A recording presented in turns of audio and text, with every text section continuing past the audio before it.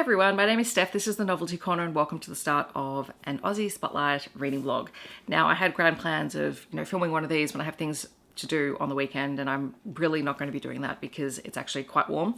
I've had to put the aircon on, so I'm sorry if you can hear that in the background. My only plans today are hopefully getting my nails done after I finish this intro clip, and then maybe doing the grocery shopping and then some tidying around here. I am planning on reading In Spite of You by Patrick Lenton, which is a queer contemporary rom-com. A little bit later in the video, I'll talk a little bit about who Patrick Lenton is, but I thought I would just intro the title now and then come back to you when I've read a little bit and we can talk more about it. Before I get into the blurb, one of the reasons why I picked this book up was because a number of authors, Australian authors who I've read and really loved or just really trust their recommendations, like Jodie McAllister and Darcy Green, they were all talking about this book in the last couple of months of last year. Like just either saying, I'm really excited to read it, or it's fantastic. It's been blurbed by Jodie McAllister, who called it romantic, sharply observed, and wickedly funny. Rebecca Shaw has said, a funny and sexy queer romp. Come for the horny love story between men, come again for the love story between friends. I mean, what's not to like about that? I love the tagline, don't get mad, get hot and get even.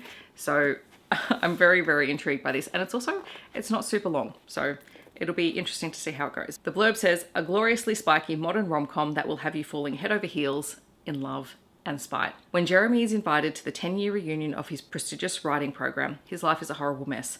He's a pop culture journalist with no money. He's permanently single and now he has to face his cheating ex-boyfriend, the reunion's guest of honor. Like any well-adjusted individual, Jeremy develops a revenge plan, fix his life by becoming super hot and successful, and most importantly, find a handsome and successful boyfriend to bring to the reunion. Enter Sam, irritatingly perfect, disgustingly hot, and generous to a fault, who agrees to Jeremy's scheme.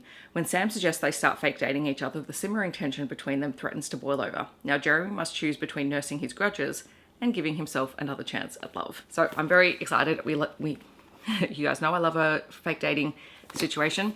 So this is the plan for today, and I will update you a little bit more later on.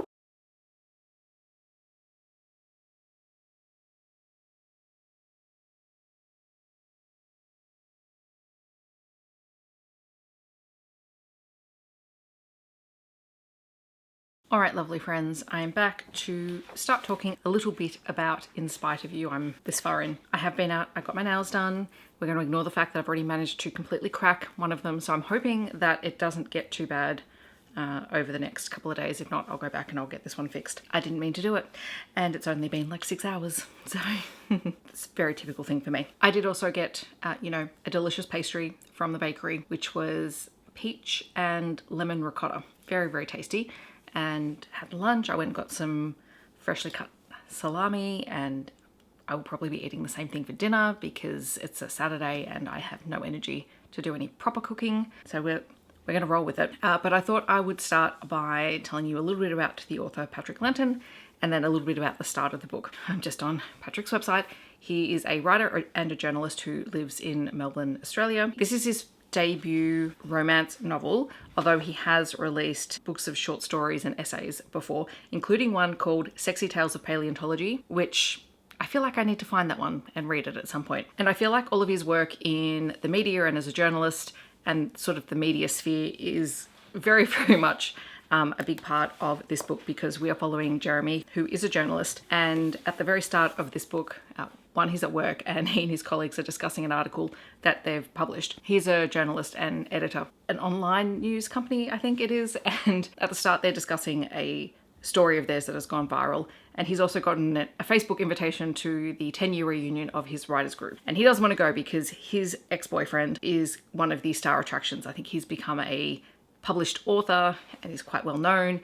And Jeremy just doesn't want to go there while his life is just an average person's life. He hasn't had any great success and he doesn't want to go to this event where he's going to be judged.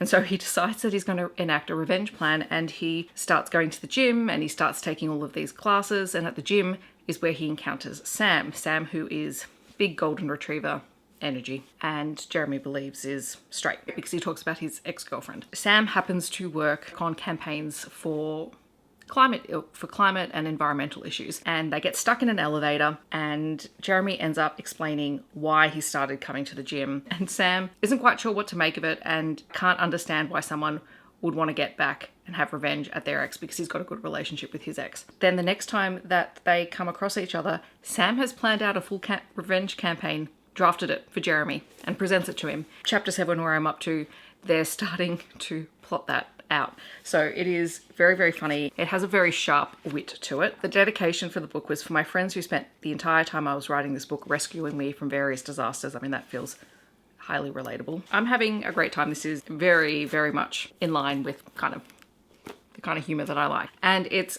extraordinarily queer. So absolutely love that. I'm going to continue reading and I shall update you probably when I finish the book now. I finished In Spite of You and it was funny and delightful and very Australian and very, very, very, very queer. So I think the last time I updated you around chapter 7, Sam had just offered to help Jeremy's campaign of spite against his ex-boyfriend. And what follows is a whole series of very random, very strange encounters that Jeremy has with men that he meets on dating apps and work situations because he's trying to get a promotion at work and he's been told, no, but we still want you to do all of the work that you're doing even though people above you are doing less than you're doing. And this whole time, Sam and also Jeremy's friend group, Liz and Anna, right beside him. Sam is there like every step of the way, and whenever something weird happens, Jeremy is texting Sam. Jeremy is convinced that Sam is straight until Mardi Gras, when he finds out that Sam is bi. And then Sam comes through and is his fake date to a family wedding, and it goes really well. And that's when, you know, they sleep together for the first time, and then Jeremy completely screws up the relationship. And after spending the entire book telling Sam, who is this precious golden retriever who does everything for everyone, Jeremy's been telling him you need to stand up for yourself. That, in fact, I didn't even mention it, there is a scene earlier in the book where Jeremy stands up to Sam's family who walk all over him, which we all know is one of my favourite things in books. Anyway, Sam stands up to him and says, you're treating me like the people that you're telling me to stand up for myself against, and I'm actually going to do it now because I don't like this feeling. And thus, Jeremy has to begin a campaign, a redemption campaign, a grand gesture campaign, if you will, to win Sam back. And he does it in the most delightful way by helping Sam's climate change rally. And through all of this, Jeremy eventually reveals what Miles, his ex-boyfriend, did. Like, Jeremy eventually gets to the point where he's willing to sort of drop it and he's not going to go to the reunion. He's going to leave it lie. He's happy. He's, you know, had his grand gesture for Sam, and it's Sam who convinces him to go. And whoo, the dramas at the reunion. It's messy. Messy, messy, messy. I have this thing, and I think I've talked about it before in traditionally published Australian romances. They are romances, but being traditionally published, there's always something more. Like, this is very much a self-discovery book with a romance. And the romance is front and center. It's there. But it's traditionally published romances in Australia are never just romances, in that what you would expect to get from an indie published romance. There's always another element to it. So I don't know how else to describe it. And it's not a negative thing. It's just a thing that exists, I feel like, in Australian romance, traditionally published romance fiction. But it was really, really fun and nice to add another author. I would 100% read more work by Patrick Lenton. His writing is just great. The humor in it is fabulous. I would, absolutely read more. And this is the first of 2 books. And the setup for the next book is at the very end of this one, and it follows Anna, who is a really delightful side character in this book. She's one of Jeremy's best friends, and I am very much looking forward to it. So yes, that ends this first Australian romance author spotlight video. I will leave information about the book down below, so if you want to check it out, you absolutely can. In the comments, I'd love to know, have you read In Spite of You, or are you planning on picking it up? Let me know. Otherwise, if you want to let me know that you're here but you don't leave a comment, feel free to leave a pen emoji, since we're talking about writers. Thanks so much for watching. I hope that you stay safe wherever you are in the world, and I will see you in my next video. Bye, everyone.